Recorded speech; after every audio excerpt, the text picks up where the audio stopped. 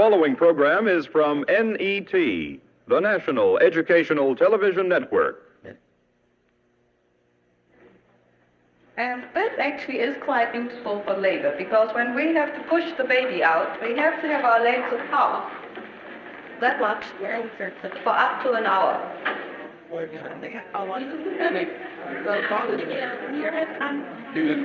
Mrs. Elizabeth Bing, a skilled physical therapist, prepares women for something quite accurately called labor. Our technology is the pricing version that she now you make this strategy even more this moment.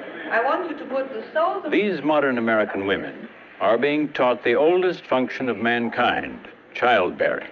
and stomach head up. And get your feet as close to you as you can. Come on, get the real belly. I breathe in first. And now.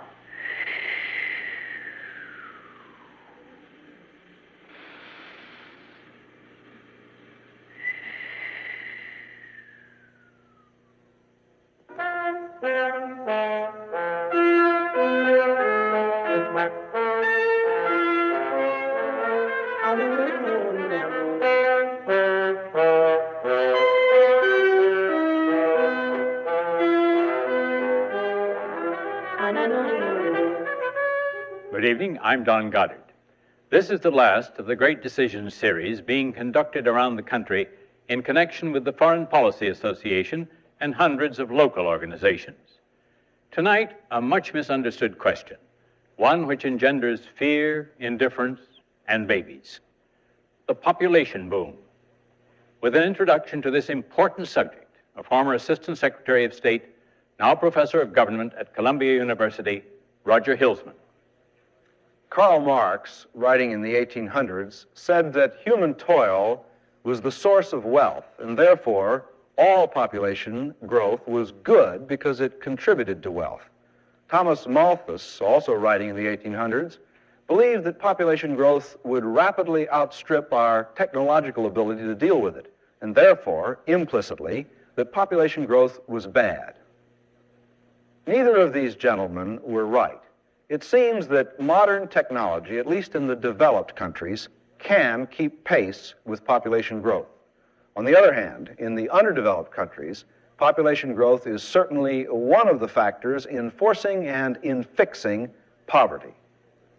The trend towards an increased world population is clear. It is a historical fact that population jumps in time of technological advance. But a host of variables, impossible to predict, will help determine just how fast the rate of growth will be. Who knows what the future could bring? War, new scientific devices for contraception which are accepted by all peoples and faiths, and so on. In any case, if the current rate of population growth continues, the world's present population of 3.15 billion people could well double. By the year 2000, there could be 6.92 billion people in the world. But this is by no means a certainty. Man still has some power to determine his own future, both individually and socially. Tonight, we shall explore some bases by which we can make judgments concerning the population boom.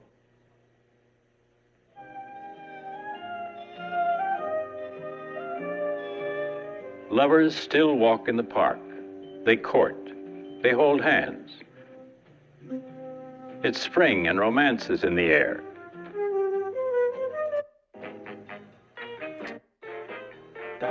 Medical care, where the chances for on the other.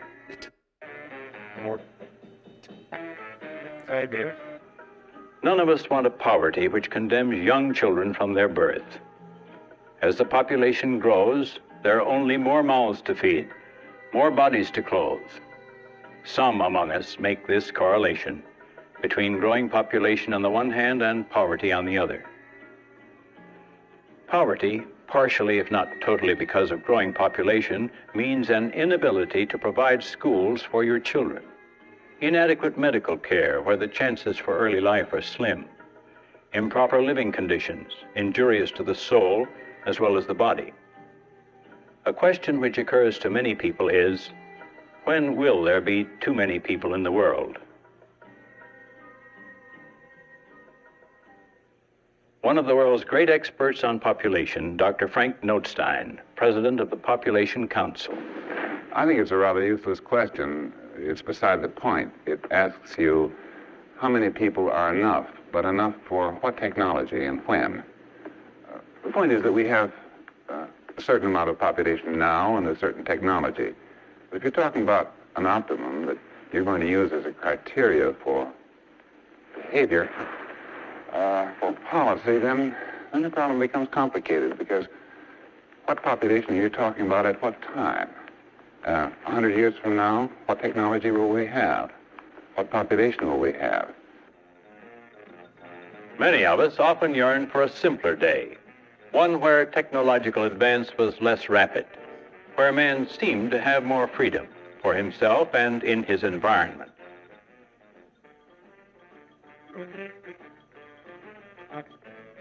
Whether that day existed or not, there seems little question that population and technology are related. Our population increases by 2% yearly. Our gross national product grows by over 4%, an increase in income for each American. Population has built important markets, stimulated business.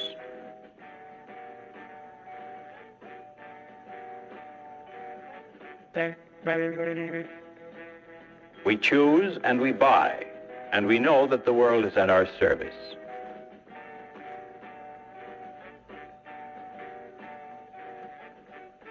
Goods come from every part of the world, and we often select, not on the basis of need, but because of taste.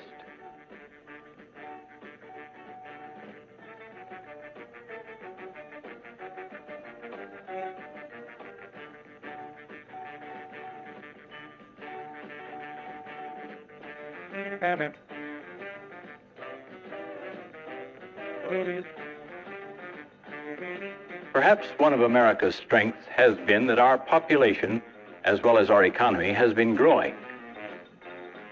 Not all agree. Donald Strauss is chairman of the board of Planned Parenthood. Traditionally, in this country, businessmen have always thought that increasing population meant more sales. I think that today must be more interested in per capita income than we are in just gross sales. And increasingly, we are finding that business corporations are concerned with our great population growth. More and more money has to be diverted into taxes for taking care of welfare and traffic congestion and all of the ills we've spoken of overcrowding conditions. And I think that the traditional belief that population growth equates absolutely with business prosperity is no longer true. What we must look to is the quality of life as well as the quantity of life, both for business as well as for the individual citizen. One wants to keep the beauty of the pastoral life.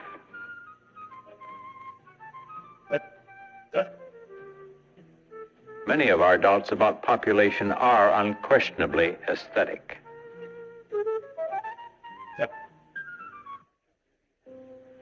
Much of beauty has disappeared in the alleys of the city.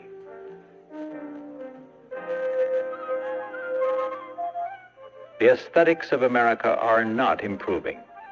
In the demands for goods like better homes, space is disappearing.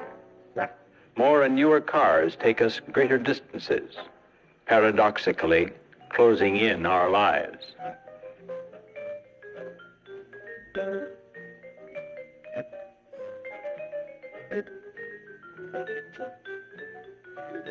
Is America overpopulated? Are we being crushed together? Perhaps the question is not can one stay alive, but does one want to stay alive in a hot and crowded life that is a constant rush hour?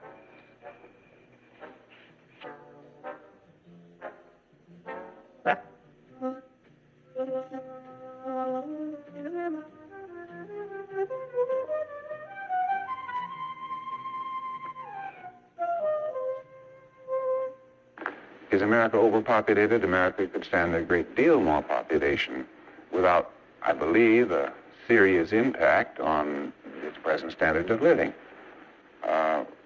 But what's the object? I don't see an acute economic crisis involved in a country like ours of about 50 per square mile, gaining more population. Europe has, what, 350 per square mile?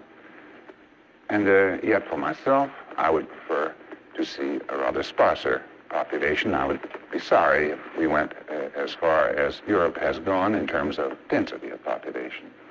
The problem is mainly an aesthetic one, you see. What kind of society do you like to be in? Do you like to have privacy? I do.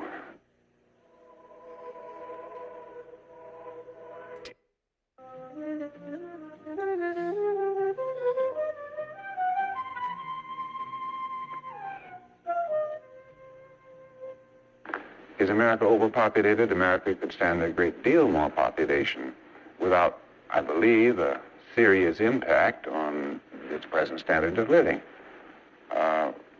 But what's the object? I don't see an acute economic crisis involved in a country like ours of about 50 per square mile, gaining more population. Europe has, what, 350 per square mile? And yet for myself, I would prefer to see a rather sparser population. I would be sorry if we went as far as Europe has gone in terms of density of population. The problem is mainly an aesthetic one, you see. What kind of society do you like to be in? Do you like to have privacy? I do. Europe has long since adjusted to a more ordered, more urban way of life.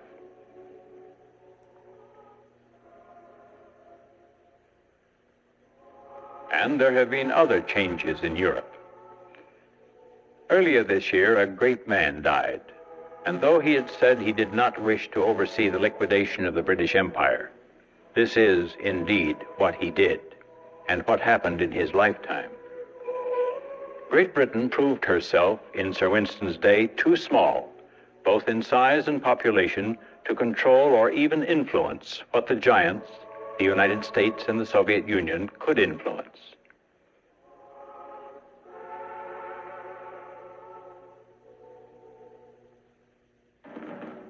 Inextricably connected with this liquidation of the empire was the question of population. Other peoples with large awakening populations could demand their freedom and get it.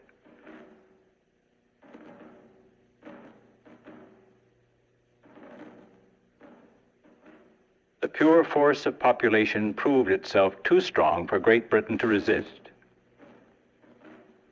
In Europe, population has been used as an excuse for aggression.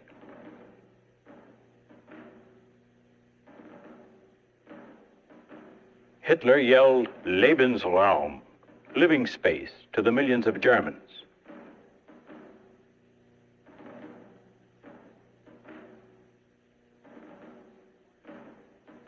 And they marched into the Sudetenland, which was even more populated than Germany.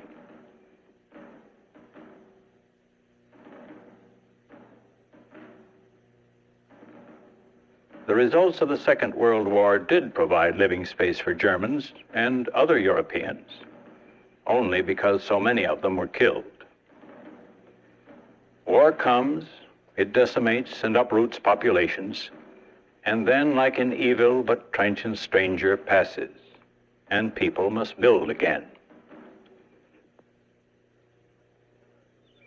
Despite the comparative density of population, Europe has a calm beauty.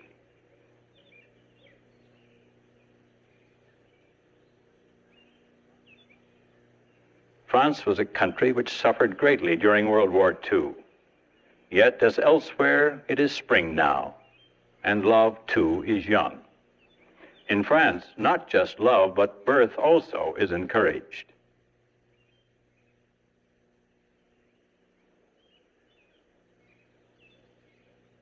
General de Gaulle has said there should be 100 million Frenchmen.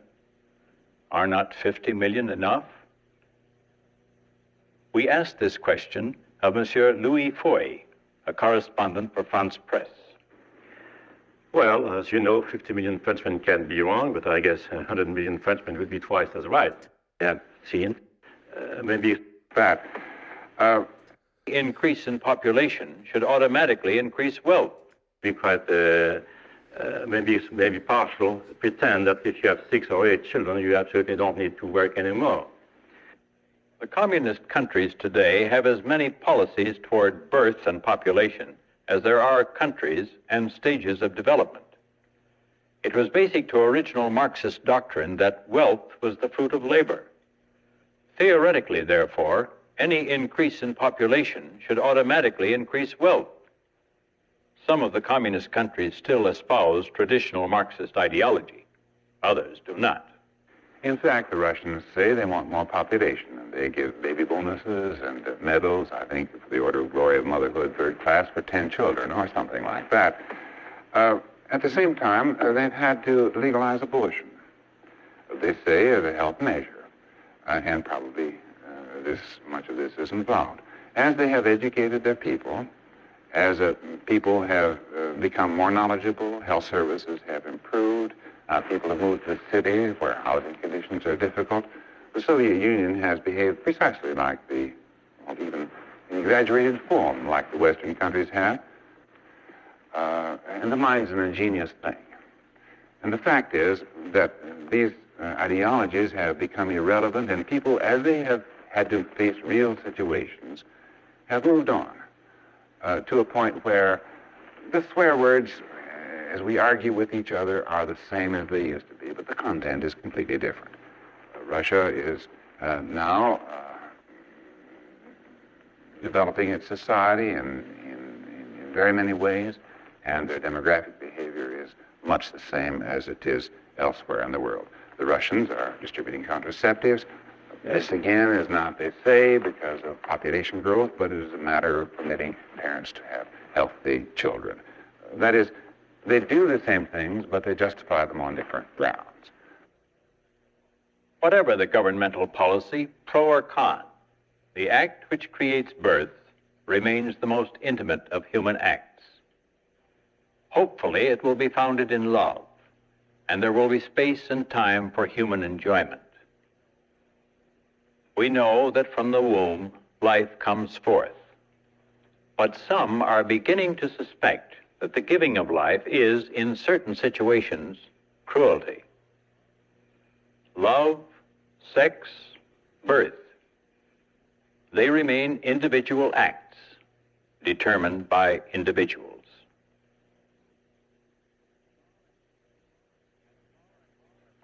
At Flower and Fifth Avenue Hospital in New York, we listened to Dr. Erwin Shaban explore fertility problems in a typical class given to prospective parents. Now, the interesting thing in this whole business is that despite the fact that, say, the Indian government, for example, or the Pakistani government, who were very well represented at a conference we had here on intrauterine contraceptive devices in October, who are fantastically interested in the control of their populations, there must be somewhere within Karachi or Bombay an infertile couple looking to have a baby. A man familiar with the problems of the underdeveloped countries is Dr. Ajit Dasgupta, United Nations staff demographer. Our late Prime Minister Pandit Nehru, he mentioned that to maintain a certain level with a high rate of population growth, you need to make high, relatively high, what is called demographic investments. He said that you need to run a lot to stand where you are with a high rate of population growth. And this is one thing, like provision of more schools, more maternity centers, more institutions for child and welfare. You have to provide more if the rate of birth is high, which could otherwise be invested elsewhere. One wonders if there will be enough to eat.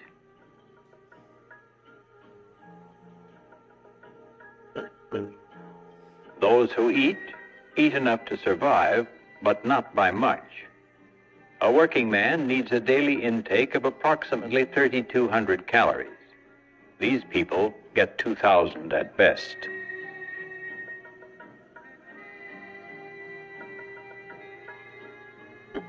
And there are many who go hungry.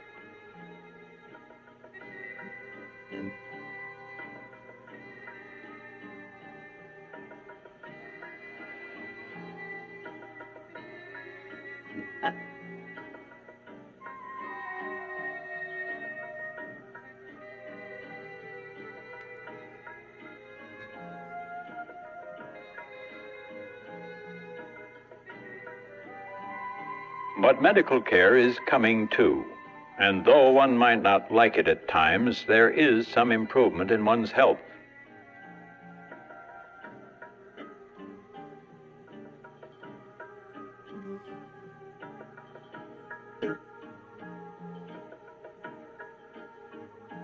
With improved medical care, one can hope that the quality as well as the quantity of life will improve.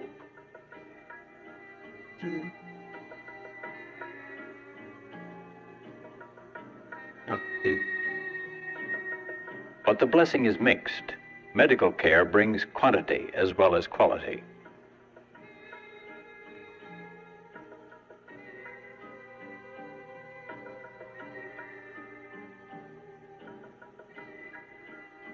You go into a country and increase the production of its farmlands, increase the production of food, and if at the same time you also increase the public health measures so that the death rate goes down, but do not at the same time see that your birth curve comes down, then you find at the end of, say, 10 years or 15 years, your gross national product has indeed gone up, perhaps at 3, 4, or 5%. But at the same time, your population has gone up. And I think what we're all after today is not gross national product, but per capita income, the standard of living of the individual. And I suspect that if you take a look at it this way, there's kind of a moral imperative in all of this, which we are only beginning to recognize. If we can look ahead and see that our children and grandchildren, because of this population increase, are not going to get the benefit of the goods that a new and modern society can provide. If we can see this today and do not take action to do something about this, then I think we will be considered morally derelict by the historians of future generations. The problem is not some future, what will happen in 200 years. The problem is here, this decade, the next decade, the decade after that. Can the speed of growth be cut to a point which will permit the country to modernize? If it can get to modern techniques, then this problem will be solved. Then that we can no longer have to depend on the death rate to control population growth. It can come through the control of the birth rate. Children playing in a sandbox.